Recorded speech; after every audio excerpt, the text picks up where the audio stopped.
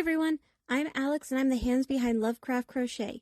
My plushies are for the anxious, depressed, autistic, and neurodivergent. Small enough to travel in a purse, backpack, diaper bag, or even your pocket. You can check out my Facebook page or TikTok to see what patterns are available and stay tuned for the new ones coming out. I also make hats, scarves, blankets, and dice bags for the tabletop gamer or dice goblin in your life. Feel free to order through the page, TikTok DMs, or via email at love.craft.crochet@gmail.com. Now, on to the segment. Due to the graphic and disturbing nature of the crimes discussed, listener discretion is advised. Retrostatic Radio presents Killing 15 Minutes. Hello and welcome to Killing 15 Minutes, where you get your true crime fix in 15 minutes or less, or your podcast is free. I'm your writer, Sam Rossi, and shortly I'll be handing over a rough draft of a script to my brother, AJ, who hasn't read it, who's most likely has no idea what we're talking about. This should be fun. Good luck, bro. It's called doing it for the content, Sam. So let's have this with the mic on. Hi, everybody. This is AJ Carey, and this one's for all the snipers in the crowd. You gonna say hi? Hi. That's Sam. You know her as the voice of "Oh Sweet Jesus." AJ needs to stop talking, so I must interject. Or, I meant for that to say protest, not protect. Those are very different phrases. Very different phrases. And we're gonna do a little talky talk about Ted. So this is our TED Talk. You may have noticed in potentially part 3. It's part 3. It is part 3. Because I've got the first part down to under 26 minutes. Part 2 is under 18 minutes. Part 3 is 33 minutes. Part 4 is under 10. Is going to be about under 10 minutes. Really? I figured it'd be like 15-ish. Okay, maybe It'll be roughly our normal, because it is just wrapping up, essentially. It is just wrapping up. You do kind of end... You do what you do for most of our scripts. He's caught, and there's no... I've noticed, if they're caught halfway through, if you see the runtime and they're caught halfway through, then their crime didn't really matter that much. What's really interesting to talk about is what happened after. But he pled guilty. I know. But you really like going... And he got arrested, and the end. Well, this one was really... He pled guilty. There was really nothing to do. There was no court case. There was... Now... He kind of wrapped up his own life, and I wasn't going into the freaking new crap that he was putting out. No, that's fair, because, I mean, I'm assuming it was just more of the same. Yeah. Except maybe he grew to understand, or not understand, but at least know TikTok and... Yes. Vines and everything like that, and seeing, which, in my rant, I don't remember what I said, so I'm sorry if I, repeat myself. I'll tell you if you do. I know, it was more traumatic for you. You guys, I really wish we did record these. Oh, God, no. Only because the look on your face during my, I entered the flow state of, I'm really hoping you kept that in. Where we talked about passive fears and the flow state, and I hit that thing, because the look on your face was, yeah, you needed to have another bowl. Yeah. But that's where I am very passionate. The problem is, and this is going to be us talking about Ted's manifesto longer, and just as a person, because I brought it up last time. And the time before that Ted was smart on a very superficial level, and I don't think a lot of people really grasp what that means, because being intelligent, knowing basic book learning is superficial knowledge. To me, personally, true smarts comes from having both the understanding of knowledge and the use of that knowledge. Okay. You know what I mean? It's sort of the saying, I think it's knowledge is knowing you can drink from the toilet. Wisdom is knowing you should drink from the bowl, or something like that. Yeah.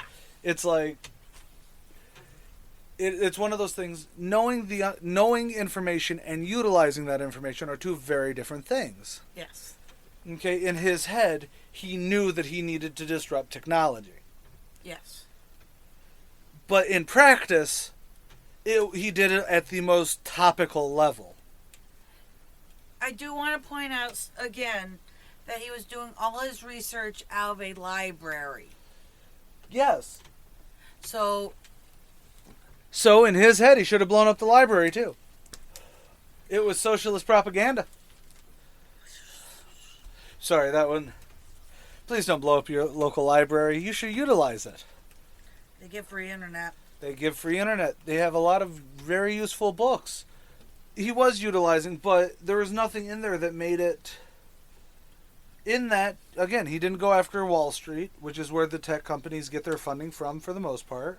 Yes. He didn't go after the government.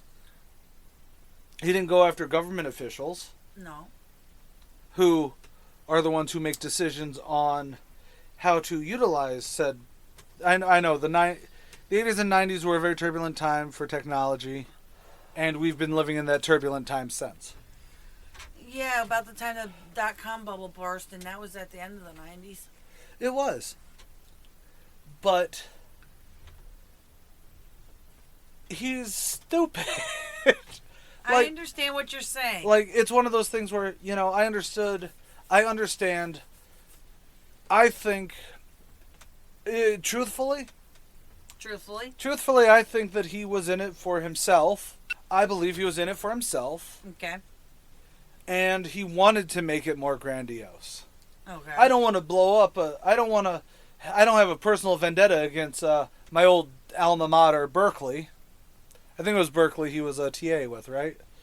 Yes. I'm anti-tech revolutionary, so I'm going to blow up people at Berkeley. Not the IT crowd at Berkeley, just, some professors I know. Yeah. And it's like, well, that's a personal thing. And I think that's part of where his manifesto comes off. I read it, again, I told you, I read it when I was 16, 17-ish, because I, too, was an edgy teen. As I had a copy of the Anarchist Cookbook I got off of fucking LimeWire. But, to me, seeing him write, oh, leftism's the problem. Leftism was never the problem. Leftism is never the problem. Neither is conservatism. Here, or rather, similar with religion. Yes, you know what? Why don't we just end this episode? Because I'm not going to... Alright, so, TED Talk.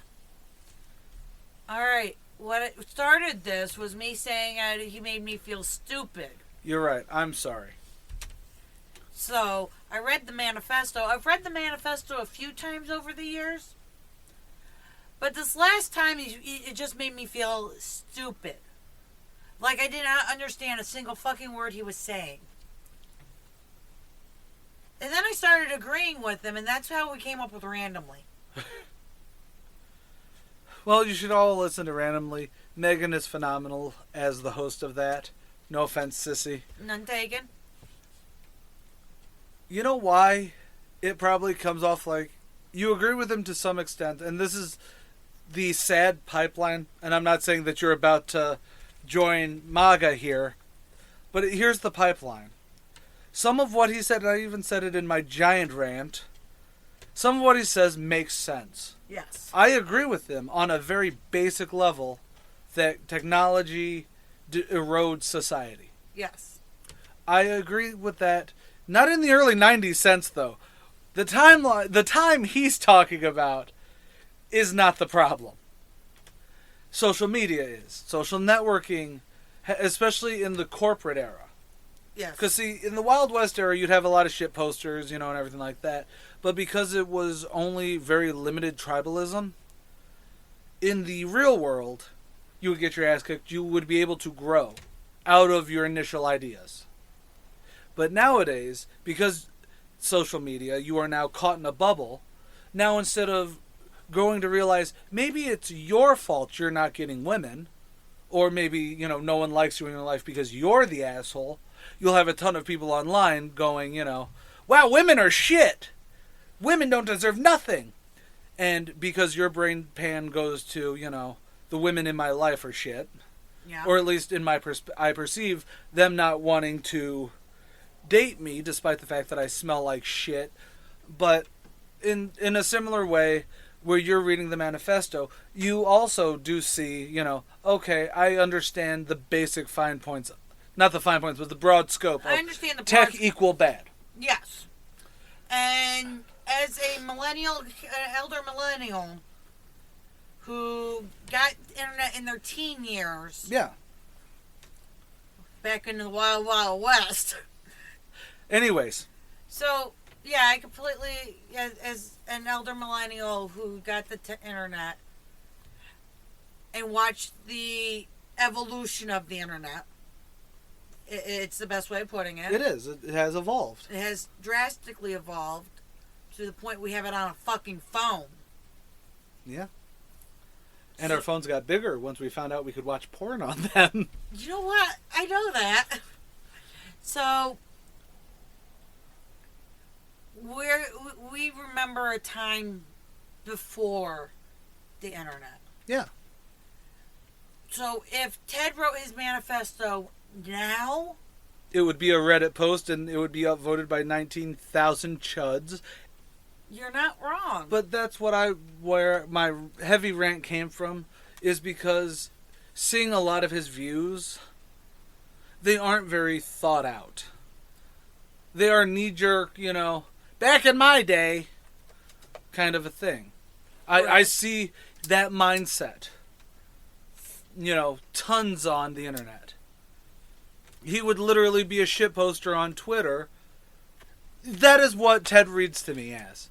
The white nationalist, not the Casey Anthony thing. Okay. Okay. All right. So let me try to sum this up because I'm going to see if we can get this under 15 minutes. This is one of our bonus episodes. Those don't have time limits. Yes, they do. On Ted You just Kaczynski, want me to shut up. On Ted Kaczynski, that does. Because we could literally do 6 of these and not a single one of them repeating correctly. Fair enough. So, you think Ted Kaczynski was a white nationalist before we had white nationalists? Oh no, we had white nationalists at the time. I think that I'm gonna use another example. Okay, help me out here.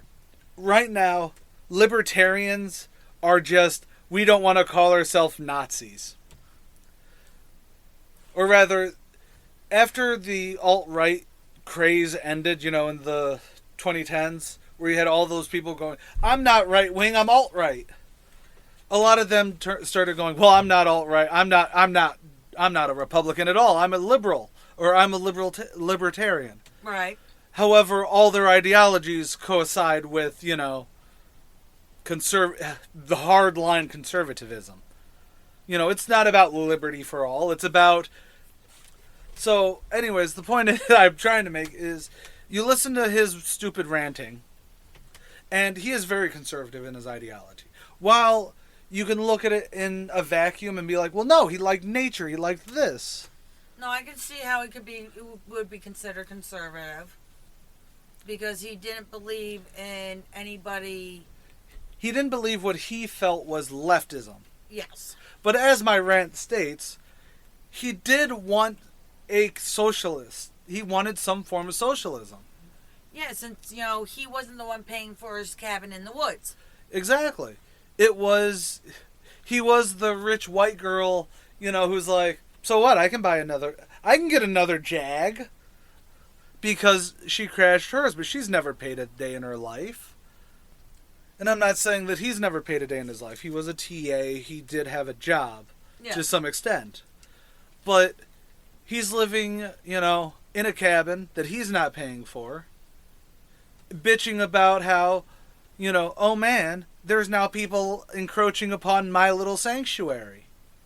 But instead of doing the logical thing, logical insofar as...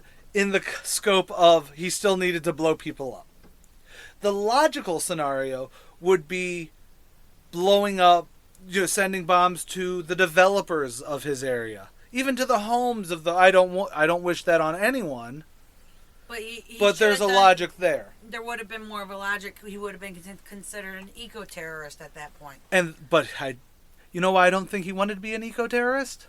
Why? Because it was conservative. Think about everything he did.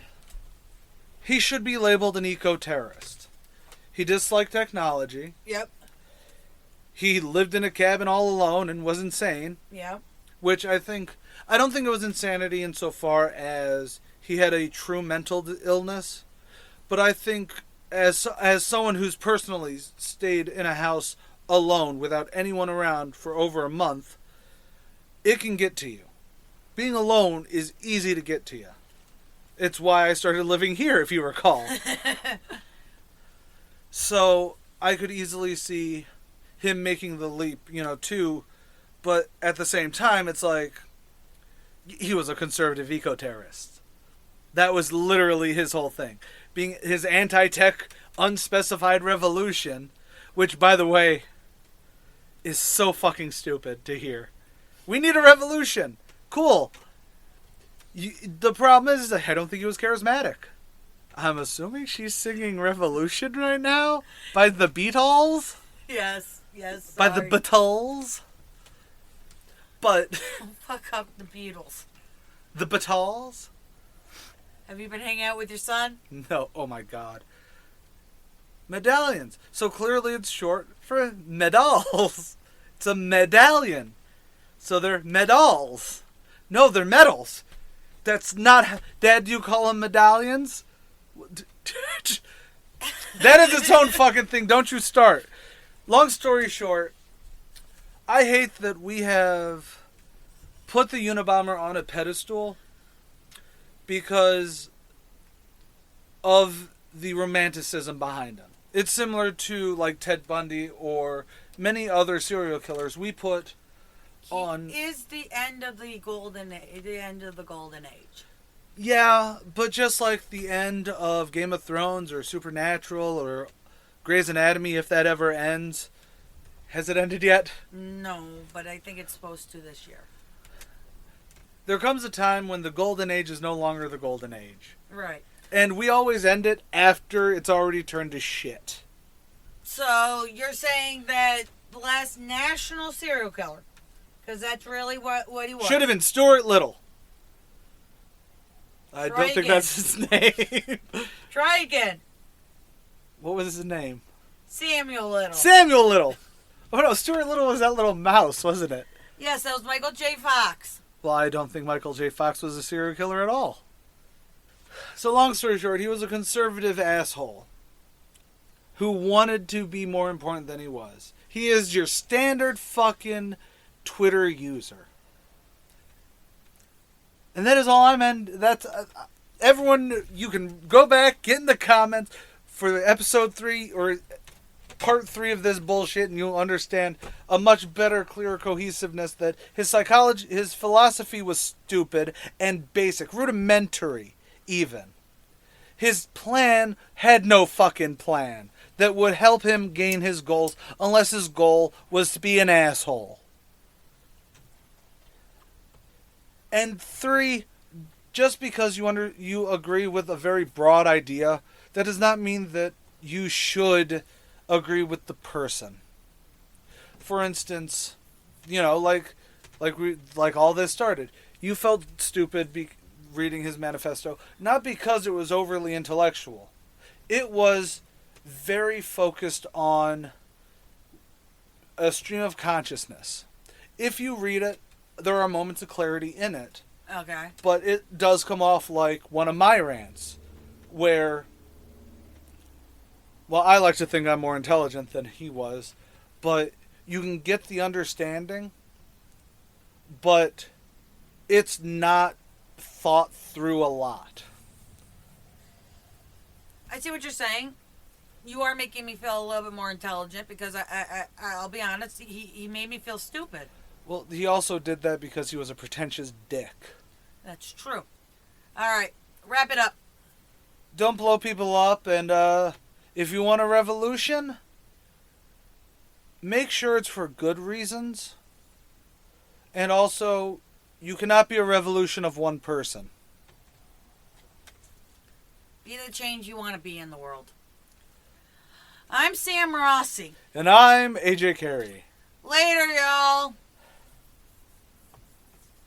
Killing 15 Minutes is hosted by Arthur Carey, with scripts written and researched by Sam Rossi. If you like this episode or want to stay updated on this series, consider following Killing 15 Minutes on Patreon or Retrostatic Radio on all major social media platforms. Good night and God bless. You're watching Retrostatic Radio. Wheel of Random is turn, turn, turn. Tell us the 15 minutes we shall learn. I'm Sam Rossi, writer and co-host of Randomly 15 Minutes, where the wheel of randomness gives me the topic and I write about it. I'm Megan Klodnicki, and I'm the host of Randomly 15 Minutes. I cold read what Sam writes and learn in real time about a random topic. You can find us on all major podcast platforms and YouTube. Follow us on Facebook at Randomly 15 Minutes to get more random facts.